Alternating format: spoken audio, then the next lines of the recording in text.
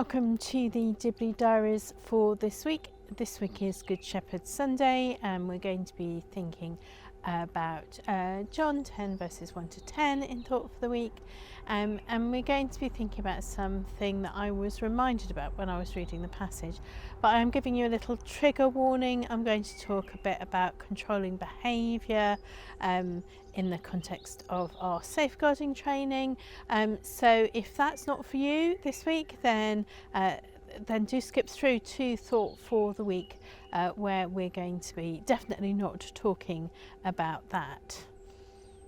So I was thinking as I was preparing for this Sunday about Jesus talking about being the shepherd. Well, he's not talking about being the shepherd, he's talking about being the gate. He's talking about being the gate.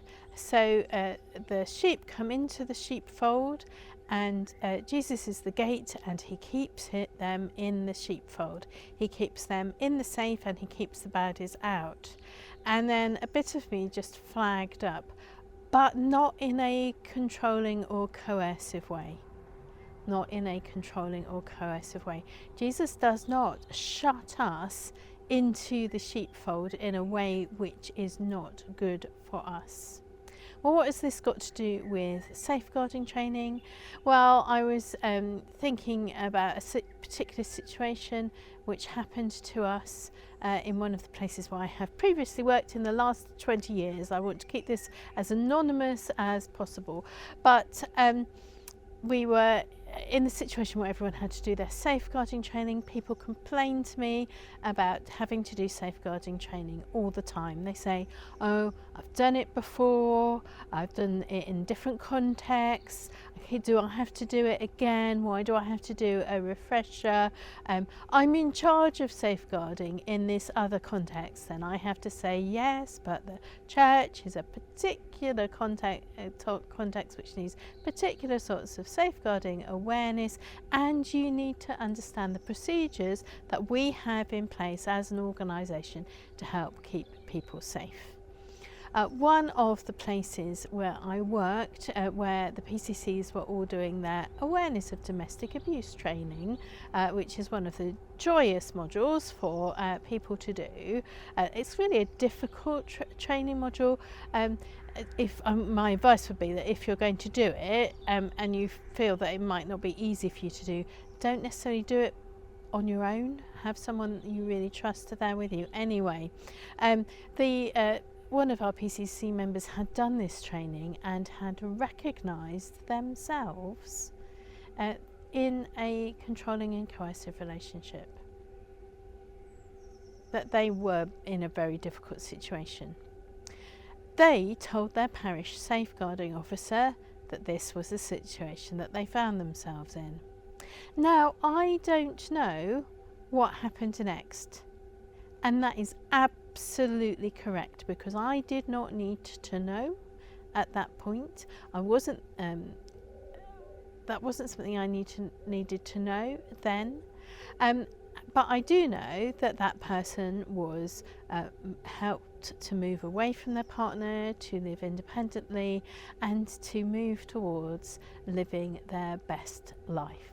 That the support mechanisms that were put in place around them worked. They worked.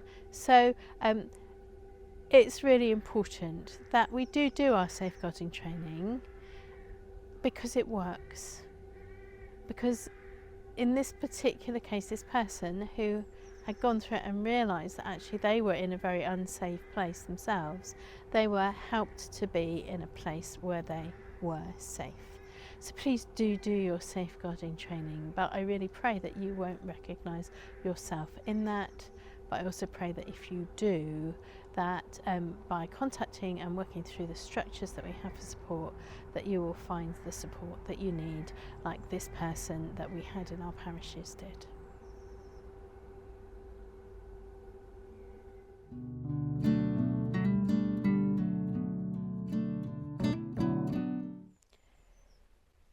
In Thought for the Week this week, we're thinking about John 10 verses 1 to 10, and we're thinking about the themes in that Jesus is talking about. Jesus is talking about him as a shepherd, knowing our names.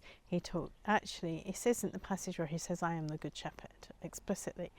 This is the passage where Jesus says, I am the gate for the sheepfold. We'll come on to that in a minute.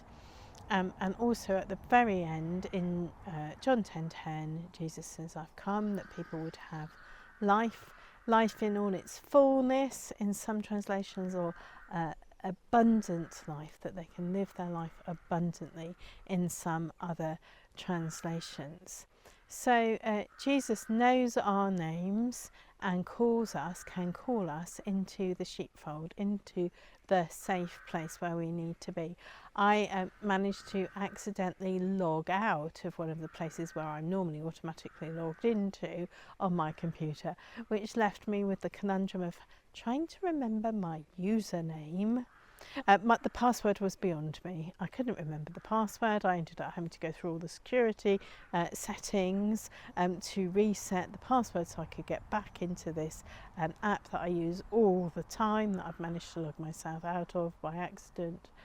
So I had to know my username and my password. But Jesus is there and he's like, I know your name and I can call to you. So Jesus calls us into this safety of the sheepfold.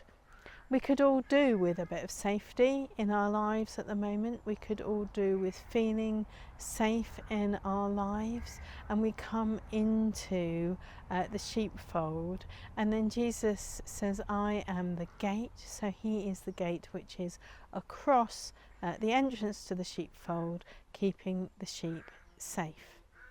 Now God really likes shepherds. God has always liked shepherds. He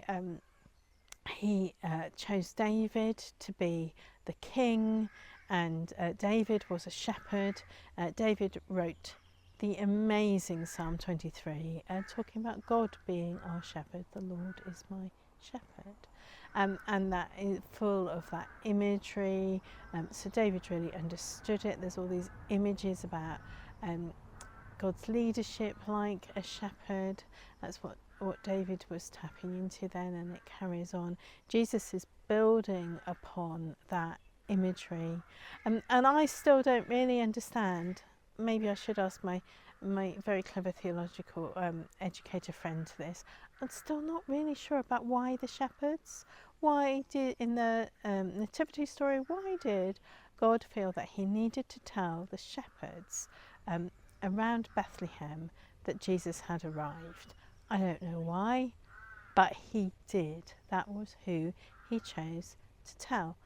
God loves shepherds. Jesus uses the imagery of a shepherd when he's talking about looking after people for him, for God. And then when he's talking to Peter, of course, he uses it when he's saying to Peter, you need to look after all the Christians.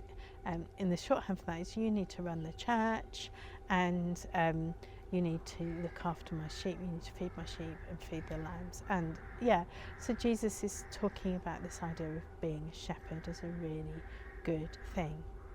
So I've been thinking about what it means that Jesus knows our names. He gets us into the safe place. We don't have to remember our usernames for the safe place. Jesus has got that covered.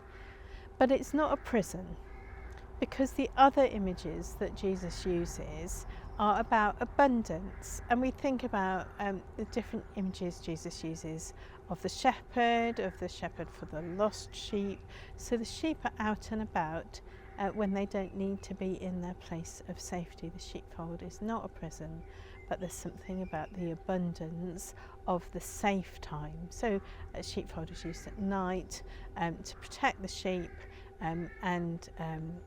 so they're looked after in the sheepfold, and then they are in green pastures, in abundance. So I wonder what abundance would look like to you. What would living your life in all its fullness look like to you at the moment? What would it mean for you to be living your best life?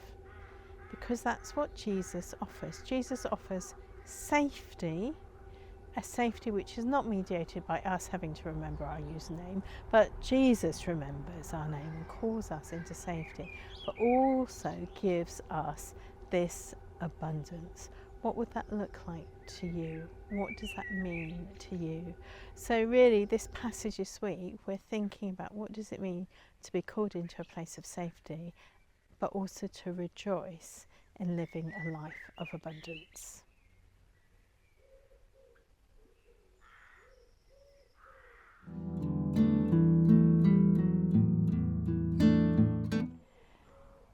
The Dibley moment of the week this week is something which happened to me. I was on a tour around a village some time ago, and the person from the village who was giving us a tour said, "Oh, this is so and so, the shepherd's house," and then told us a story about what had happened to this person. They no longer live there.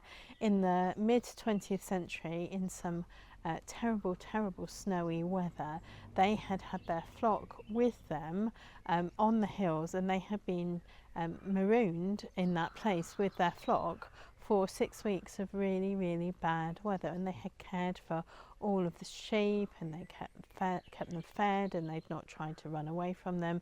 In the end, they brought them back down to the farm from the higher hills where they'd just been completely blocked in by the snow, and they'd had to kill one of the sheep so that they could survive, so that this shepherd could survive. And we were like, oh, this is such a great story. And then the twist to the tale was that the person that they'd been working for, the farmer that they'd been working for, then sacked them because they hadn't brought all the sheep home. And I have to say, everyone we were with thought that was unreasonable behaviour on the part of the person who owned all the sheep, because this shepherd had risked their life for those sheep and had looked after them, and I bet he knew each of those sheep by name. Well, that's it for the Dibley Diaries for this week. I pray that you and your village, however large or small, have a really blessed week where Jesus can bring you both safety and abundance.